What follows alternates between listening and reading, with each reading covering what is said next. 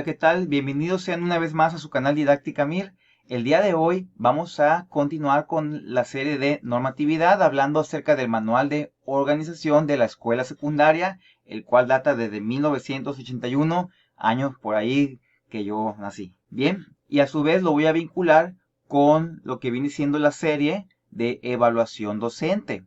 ¿Será que este manual de organización es el antecedente de esa evaluación? ¿Será que este manual para organizar la escuela secundaria se pudiera usar como una lista de verificación para ver si estamos cumpliendo con tales o cuales funciones? Yo sé que es un manual ya, pues no voy a decir viejito, ¿verdad? Porque es de mi edad, pero sí es un manual que ya tiene tiempo y la verdad es que no he encontrado otro más actualizado.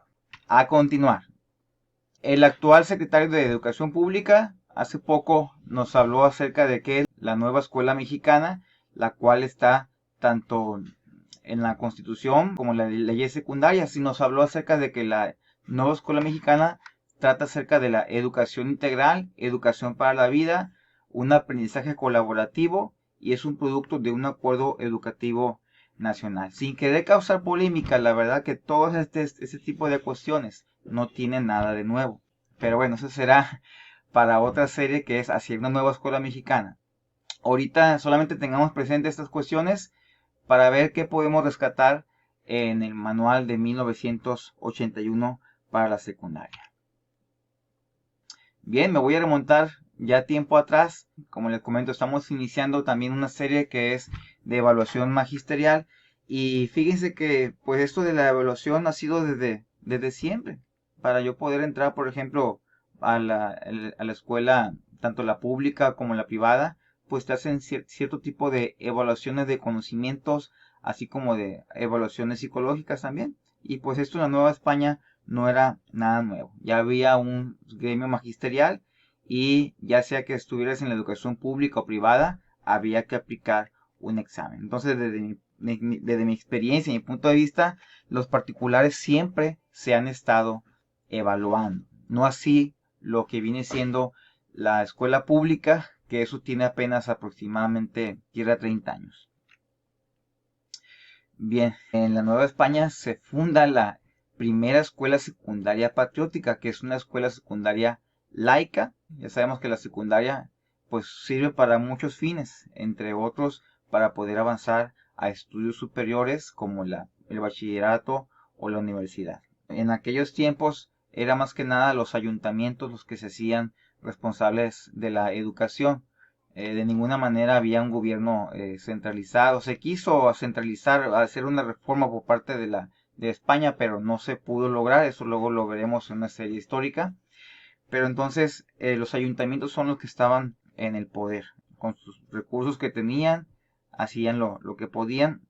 Pero desde entonces estaba la educación para todos y la educación, había algunas escuelas laicas, ¿sí? Ya se comenzaban a poner algunas escuelas laicas. Digo, lo de educación para todos me refiero para todos los que viven en la ciudad, ¿sale? No para todo el país, sino para todos los que viven en la ciudad. Así era en aquel entonces. Y bueno, con respecto a las características de un maestro, mismo que vienen en el manual de secundaria, pues ya desde entonces, ¿verdad? Y desde siempre se ha sabido que los maestros debemos ser ejemplo para nuestros estudiantes, ejemplo de nuestros pensamientos, que se traducen en palabras y se traducen en acciones. Ya Juárez decía, ¿verdad?, que los que quisieran ser maestros debían reunir cierta preparación y cierta moralidad. Quería él formar un profesorado instruido. En la primera reforma del artículo tercero constitucional, en el sexenio de Lázaro Cárdenas, se buscaba que la educación estuviera a cargo de personas que compartieran, aparte de tener una preparación profesional, que tuvieran una moralidad, pero también además compartieran la ideología socialista de aquel momento. ¿Ok? Preparación profesional, la cuestión ética, y en aquel entonces estaba muy fuerte la cuestión de la ideología. Aquí está lo que es la Ley Orgánica de Educación, que fue la primera ley secundaria en el país. Se hablaba acerca de dar recompensas a los maestros, distinciones honoríficas, de manera muy general. También se hablaba acerca de que para ser maestro de secundaria debía tener las condiciones físicas que las autoridades respectivas le exijan. ahí entiendo, pues, no sé, buena salud, ¿verdad? Buena salud.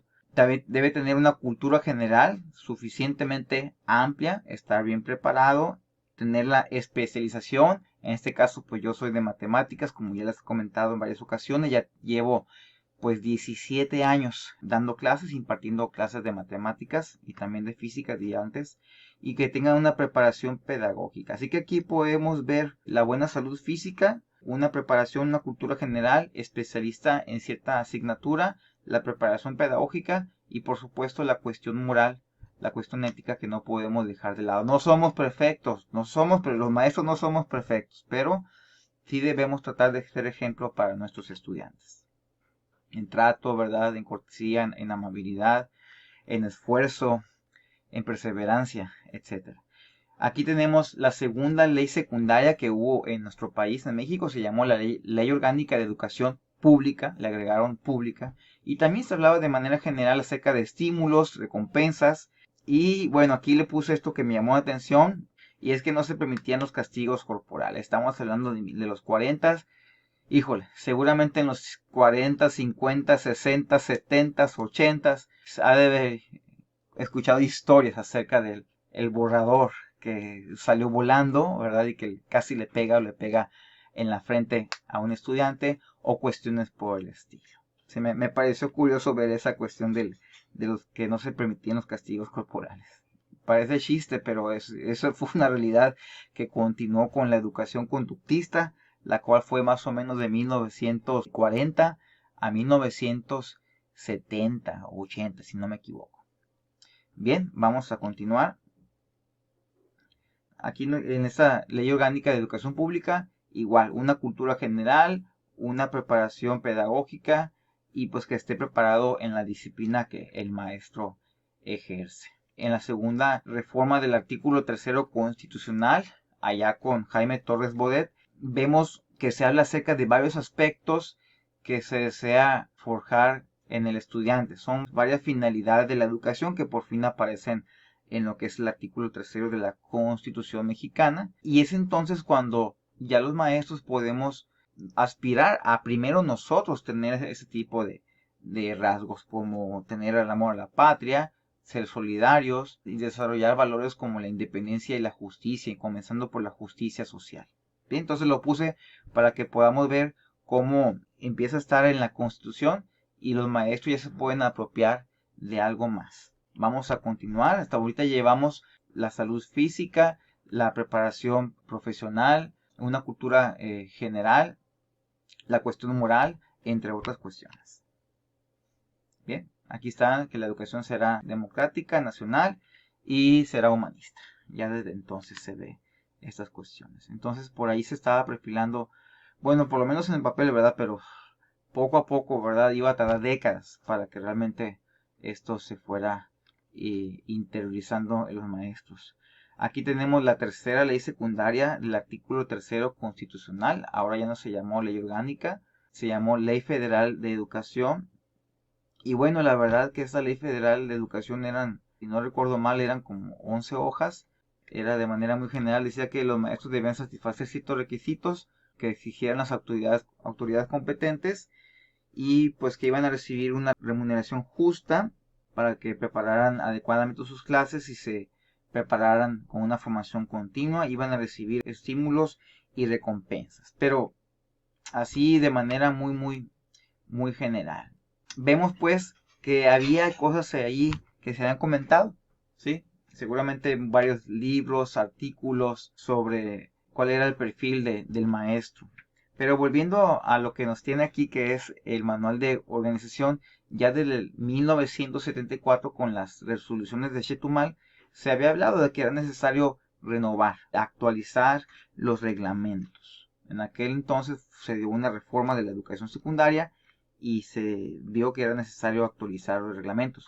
Fíjense, 1974, no fue sino hasta 1981 cuando se actualizó, o no sé si fue el primer manual de la secundaria, no me queda claro. A lo que he investigado es lo más antiguito que tengo, de 1981. ¿Ok? Está hablando de la tercera reforma educativa que hubo en secundaria y básicamente habla acerca de el ingreso, la promoción y permanencia del personal académico de las universidades. Entonces vemos cómo ya a partir de los 80s, entonces ya se reconoce en la Constitución mexicana de que las universidades autónomas o universidades particulares tienen la posibilidad de implementar diversos mecanismos para el ingreso, promoción y permanencia de su personal. Eso ya hace 40 años. Tienen que pasar más o menos 30 años para que se pensara siquiera en evaluar a los docentes en la escuela pública. Evaluar su desempeño, ¿verdad? A eso me refiero con fines de permanencia, con fines de mejora, por ejemplo. Ya di una pequeña introducción para este tema.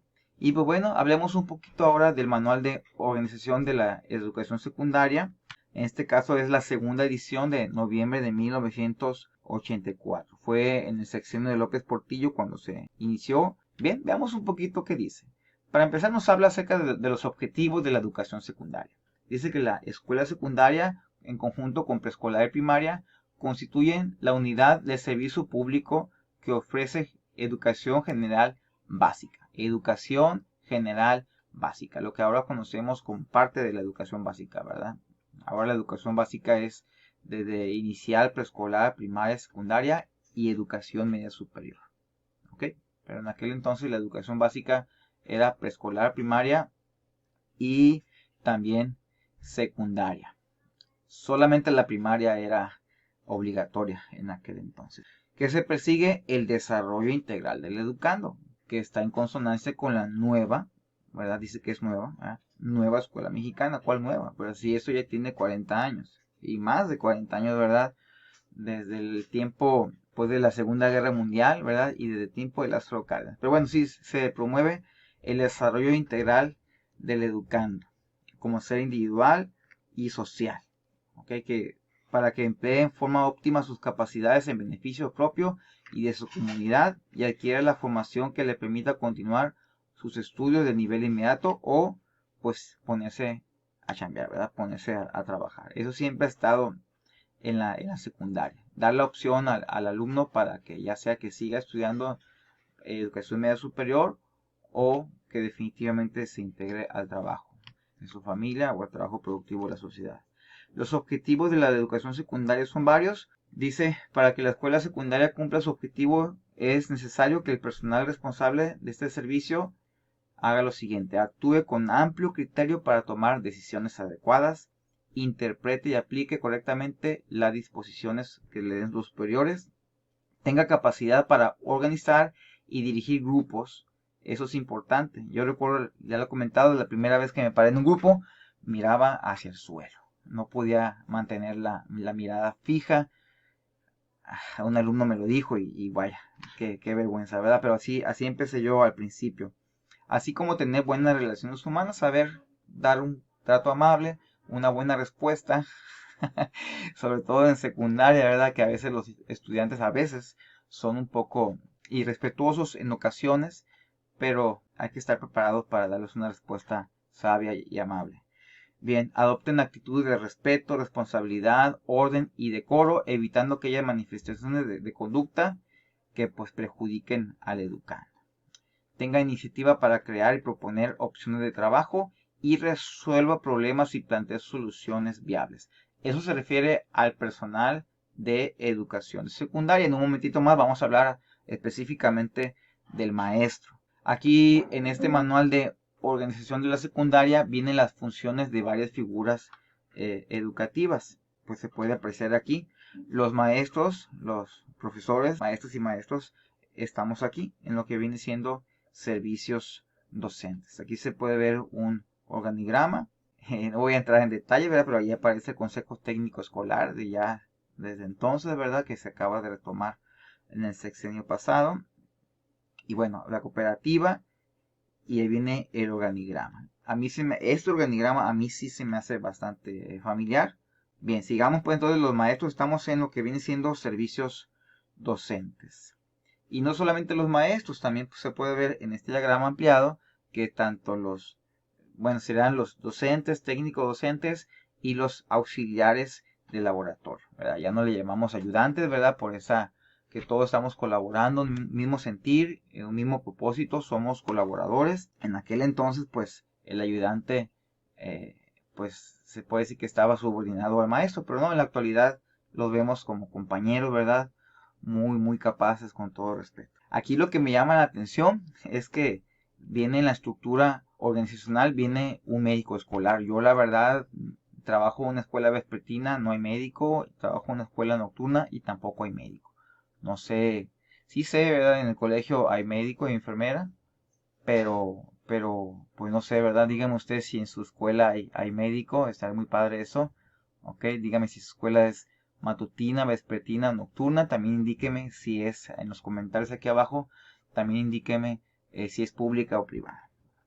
Muy bien, aquí podemos ver este esquema más desarrollado y bueno, pues hablemos un poquito del profesor de enseñanza secundaria, ¿ok? El cual está activo tanto en el aula como en el laboratorio y también en los talleres. Yo recuerdo que la maestra de biología nos llevaba al laboratorio y me gustaba mucho, ¿ok? Ella misma, no había laboratorista que yo recuerde, ella misma nos llevaba al laboratorio, nos daba las explicaciones en la clase, ¿ok? Y algunos profesores también nos sacaban algunas áreas verdes, otros espacios para impartirnos la clase. El jefe inmediato es el subdirector y el auxiliar, yo no diría subordinado actualmente, el auxiliar su compañero de laboratorio.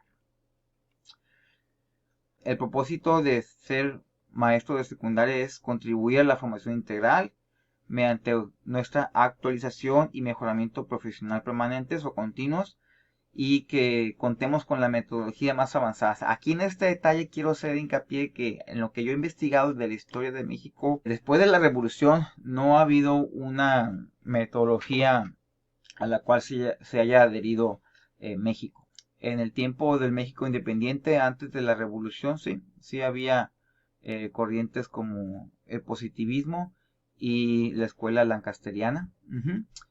Y pues antes sí, ¿verdad? En lo que es la colonia pues estaban los jesuitas y pues antes sí pues estaba la educación en el Calmeca, allá con los aztecas. Pero después de la revolución, no, no. Y eso se debe mucho a José Vasconcelos, que estuvo en contra de importar otras corrientes pedagógicas, otras ideologías. Él fue más de crear algo propio, algo nuestro. ¿Ok? Entonces, por eso es que sí, pues sí, habrá escuelas, ¿verdad? Que es Montessori o Freinet o Piaget. Sí, claro que sí, hay escuelas que se basan en Gateño, en varios pedagogos, pero la educación pública en México, a lo que yo he investigado, no se ha adherido a una pedagogía estricta. Hasta hace poco, con la corriente, no es pedagogía, es el enfoque por competencias.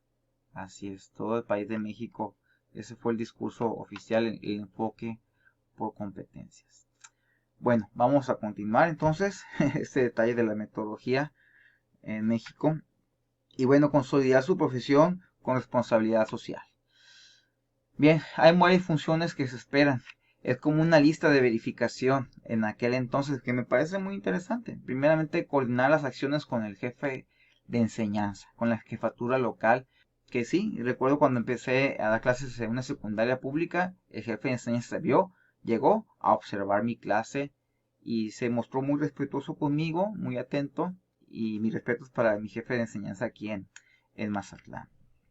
Ok, bueno, hacer la planeación, entregarlo a la subdirección, solicitar oportunamente los materiales que se vayan a necesitar. Aunque bueno, en la escuela pública, pues a nosotros hay un rubro que nos pagan para la compra de materiales. No necesitamos nosotros hacer eso, ¿verdad? Adecuar el desarrollo de sus actividades docentes de acuerdo a la característica del grupo. Bueno, se va conociendo poco a poco a los grupos. Evaluar el aprendizaje de los alumnos, mantener al corriente y presentar el registro de asistencia y evaluación correspondiente con las asistencias, con lo que viene siendo las calificaciones, con lo que viene siendo las normas de convivencia, la disciplina. Presentar los instrumentos de evaluación inicial, parcial y final. Es decir, si quiero copias, pues hay que presentarlos para que lo puedan reproducir.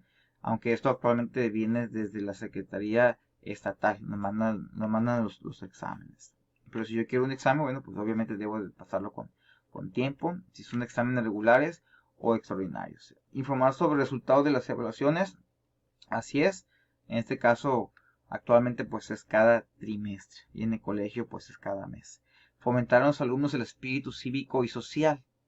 Fíjense, desde entonces, ¿verdad? Y mucho antes, pues, ¿verdad? Después de la Segunda Guerra Mundial, tan horrible que fue, pues se quiso fomentar lo que es la solidaridad entre pueblos y también el nacionalismo positivo, ¿verdad?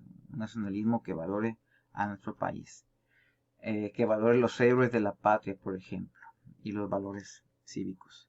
Bien, también intervenir como guía y consejero y pues colaborar con lo que es el prefecto, con trabajo social, con orientador, etcétera. La verdad es que son mis respetos para mis compañeros en trabajo social y prefecto.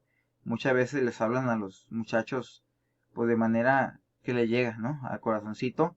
A veces de manera muy directa, a veces de manera suave, a veces tenemos que usar muchas maneras, ¿verdad? Por supuesto, para llegarles, pero son un gran equipo y un gran apoyo. Bien, también colaborar con la sociedad de alumnos cuando ocupan algo, cuando hay que hacer honores, en fin. Promover la cooperación de los padres o tutores, acompañar al grupo en actividades educativas que se hagan fuera del plantel, colaborar en la organización y realización de actividades demostrativas que se realice en la escuela, una feria de ciencias, por ejemplo, una exposición de maquetas tal vez, o de feria de matemáticas, por ejemplo, y participar en la constitución y funcionamiento de la cooperativa escolar, en dado caso.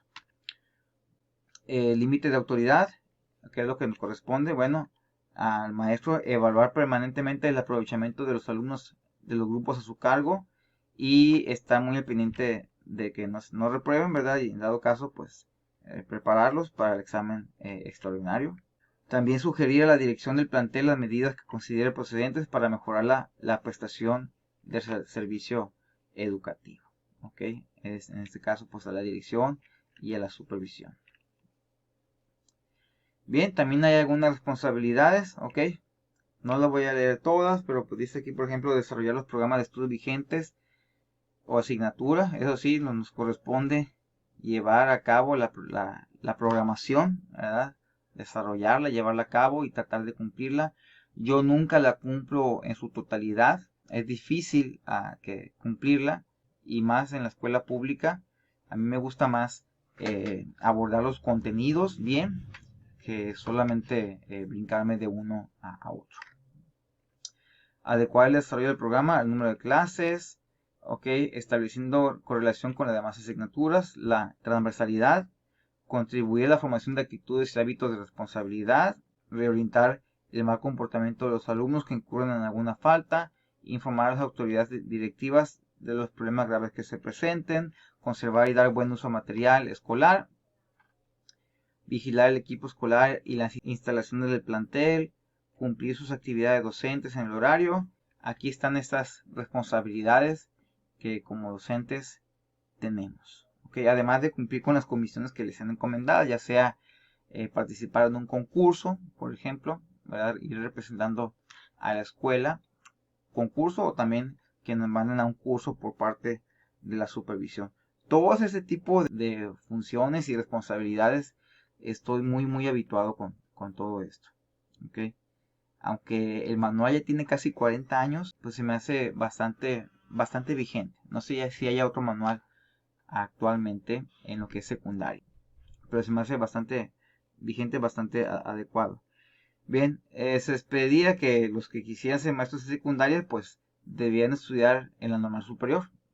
En la actualidad, la mayoría de mis compañeros, tanto en la escuela pública como en la escuela privada, no son normalistas. Es muy raro. Yo creo que uno de cada 20, más o menos uno de cada 20 profesores, maestros y maestros en educación secundaria son normalistas.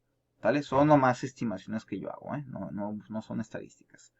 Pero es muy raro que encontrara un maestro normalista en la actualidad. Díganme ustedes, ¿sí? ¿Qué piensan? Y pues nosotros debemos desarrollar los programas de estudio y seleccionar la metodología adecuada a la característica de sus alumnos. Entonces, no hay una metodología que en lo que estemos casados el gobierno, sino que cada maestro la escoge de acuerdo a su gusto, ¿sí?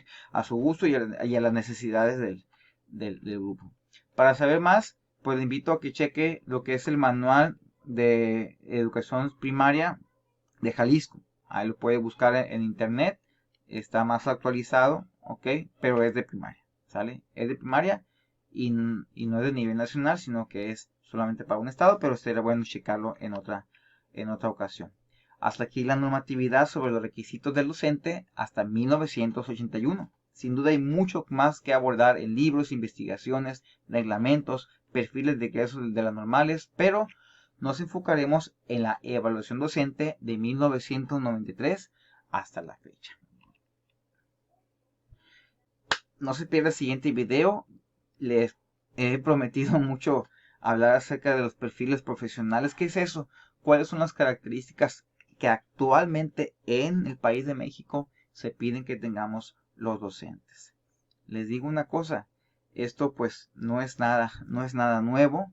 Okay, esto de la evaluación ya tiene, por lo menos tiene unos 30 años, comenzó allá por Estados Unidos, hace como unos 17, 20 años se continuó en Chile, hace como unos 10 años aquí en México se implementó la evaluación universal en el 2010, okay, se aplicó en el 2011 para primaria y luego después vino lo que fue la criticada evaluación del desempeño.